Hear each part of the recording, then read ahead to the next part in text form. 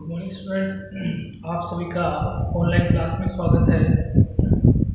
आज की वीडियो में अपन ने पढ़ा था फलक केंद्रित घनीय जालक की संकलन क्षमता ज्ञात करना। और फलक केंद्रित घनीय जालक की जो संकलन क्षमता है उसका मान हमने ज्ञात किया था 74%। लास्ट की वीडियो में क्वेश्चन था हमारा HCP हेक्सागोनल क्लोज पैकेट षटकोणीय निकटतम संकुलन में संकलित होने वाली दो धातुओं के नाम। तो उसके आंसर रहेंगे आपके मैग्नीशियम Mg व जिंक Zn। तो मैग्नीशियम और जिंक ऐसी दो धातुएं हैं जो HCP व्यवस्था में पाई जाती हैं। आज का टॉपिक हमारा ये है अंतर केंद्रित या काय केंद्रित घनीय जालक की संकलन क्षमता ज्ञात करना। अंतर केंद्रित या काय केंद्रित को बोलते हैं body central cubic, body central cubic, जिसको हम शॉर्ट में कहते हैं BCC। तो ये जो आपका अंतर केंद्रित या काय केंद्रित है इसको हम BCC के नाम से भी जानते हैं। क्योंकि घनीय जालक अंतर केंद्रित है तो इसमें पाई जाने वाली एकक कोशिकाएं अंतर केंद्रित एकक कोशिका होती हैं। अंतर केंद्रित एकक कोशिका वह एकक कोशिका होती है जिसमें अवयवीकरण आठों कोणों के अतिरिक्त मध्य केंद्र में भी पाया जाता है। यदि अवयवीकरण आठों कोणों के अतिरिक्त मध्य केंद्र में पाया जाता है तो इस प्रकार की एकक कोशिका को अंतर केंद्रित या काय केंद्रित एकक कोशिका कहते हैं।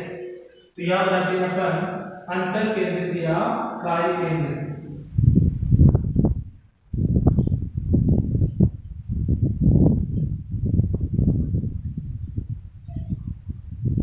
जिसमें अवयवीकरण आठों कोणों को तो है और आठों कोणों के अलावा मध्य केंद्र में भी स्थित होता है। तो यह आपका मध्य केंद्र।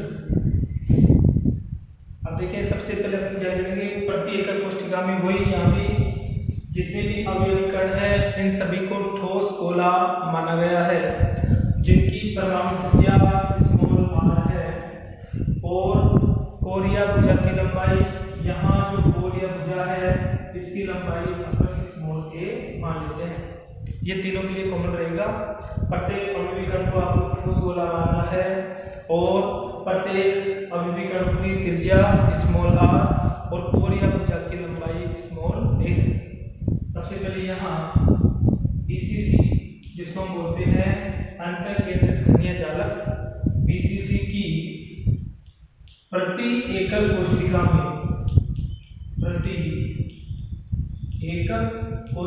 में अवयवी कणों की संख्या। तो BCC की प्रति एकक कोशिका में अवयवी कणों की संख्या। तो यहाँ देखिए 8 अवयवी कण हैं, 8 अवयवी कण कोणों पर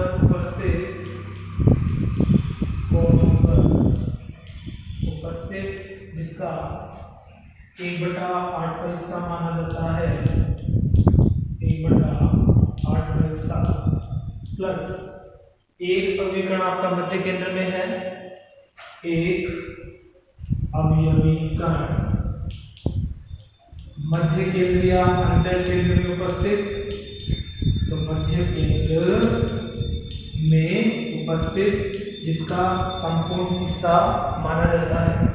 8 से 8 कैंसिल तो यहाँ आएगा एक अवयवी कण प्लस यहाँ भी कितना आएगा एक अवयवी कण। तो यहाँ भी एक अवयवी कण बराबर 2 अवयवी कण। तो यहाँ होता है 2 अवयवी कण।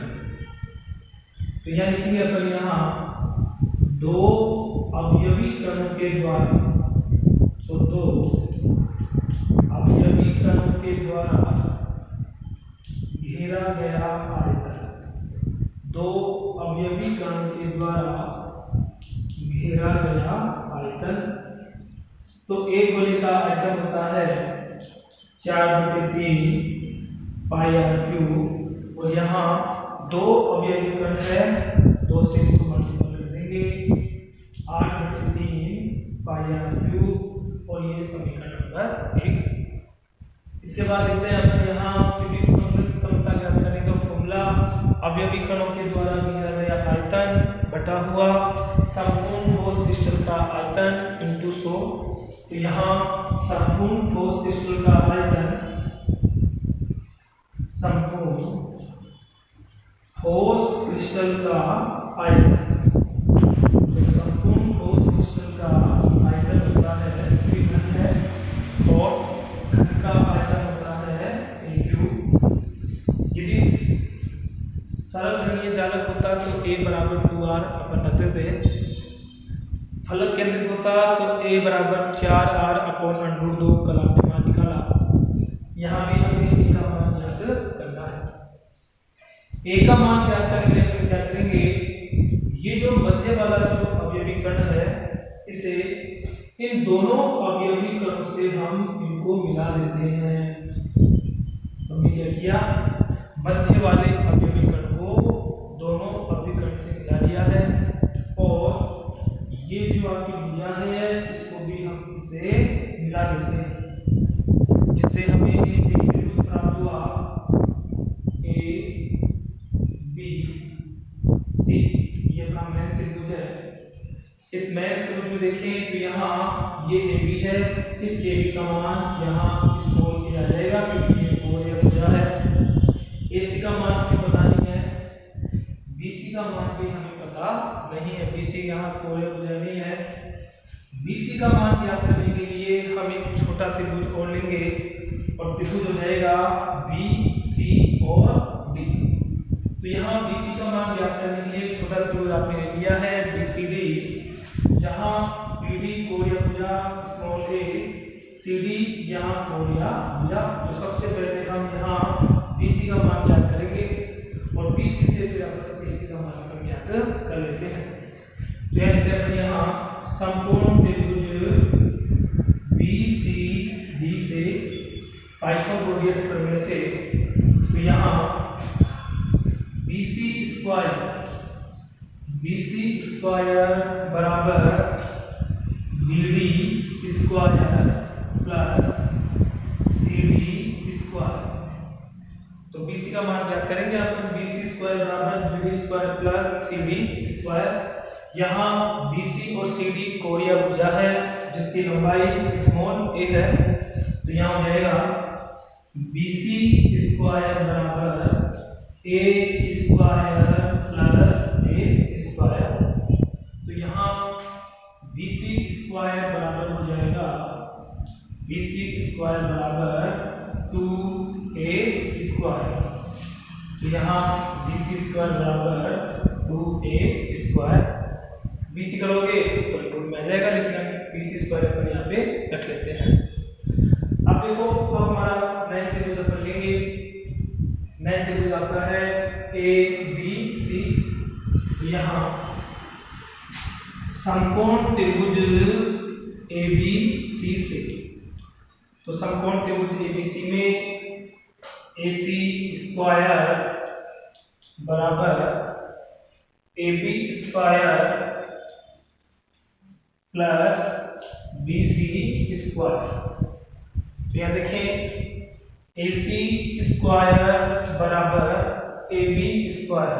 ए बी यहाँ पे कोणीय भुजा है जिसकी लंबाई small A square plus B C square का मान आपने ज्ञात कर लिया है। बी सी स्क्वायर का मान यहाँ पे है 2a स्क्वायर। जैसे आप इसको ऐड करोगे तो ए सी स्क्वायर बराबर आ जाएगा 3a स्क्वायर, और ए सी का मान ज्ञात करोगे उसका अंडर कर दीजिए √3a, क्योंकि हमें ए का मान ज्ञात करना है। यदि ए का मान आ जाएगा तो हम संपूर्ण ठोस क्रिस्टल का आयतन ज्ञात कर सकते हैं। तो देखिए अपन इसी को क्वेश्चन, यदि अपन इसी को देखें तो यहाँ AC में वही 3 अवयवी कण है और तीनों अवयवी कण आपस में स्पर्श किए हुए हैं। तो यहाँ पे 3 अवयवी कण है और ये तीनों अवयवी कण आपस में स्पर्श किए हुए हैं। यहाँ से यहाँ की दूरी r त्रिज्या है, यहाँ से यहाँ की दूरी त्रिज्या r, यहाँ भी r और यहाँ भी आपका r। तो अपन यहाँ लिख सकते हैं AC बराबर 4r। तो यहाँ AC बराबर हो जाएगा 4r। तो यहाँ AC का मान रख दीजिए, तो 4r बराबर √3a और a बराबर आ जाएगा 4r/√3। ये हमने अंतर केंद्र के लिए a का मान हमने ज्ञात कर लिया है। a का मान ज्ञात हो गया तो हम संपूर्ण ठोस क्रिस्टल का आयतन ज्ञात कर सकते हैं, क्योंकि इसका फॉर्मूला होता है संपूर्ण ठोस क्रिस्टल का आयतन। तो संपूर्ण ठोस क्रिस्टल का आयतन होता है A का मान आपने ज्ञात कर लिया है 4r/√3। इसका हम क्यूब कर लेते हैं। 4 का क्यूब करोगे 4 × 4 × 4 64, r का क्यूब √3 × √3 3 और ये आपका समीकरण नंबर हुआ 2। समीकरण 1 तैयार और इक्वेशन सेकंड तैयार। हम आसानी से संकलन क्षमता ज्ञात कर सकते हैं। तो यहां हो जाएगा आपका BCC की संकुलन क्षमता। तो BCC की संकुलन क्षमता बराबर हो जाएगा, तो क्या था, अवयवी कणों के द्वारा घेरा गया आयतन अपॉन संपूर्ण ठोस क्रिस्टल का आयतन। तो संपूर्ण ठोस क्रिस्टल का आयतन इंटू 100। ये मान हमने यहाँ, तो समीकरण 1 का मान था 8/3 πr3।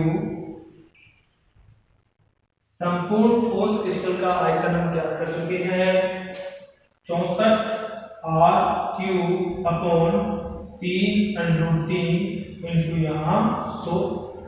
मान रखोगे तो मान रखने का रहेगा यहाँ 68%। इस प्रकार से BCC की जो संकुलन क्षमता है उसका मान 68% होता है।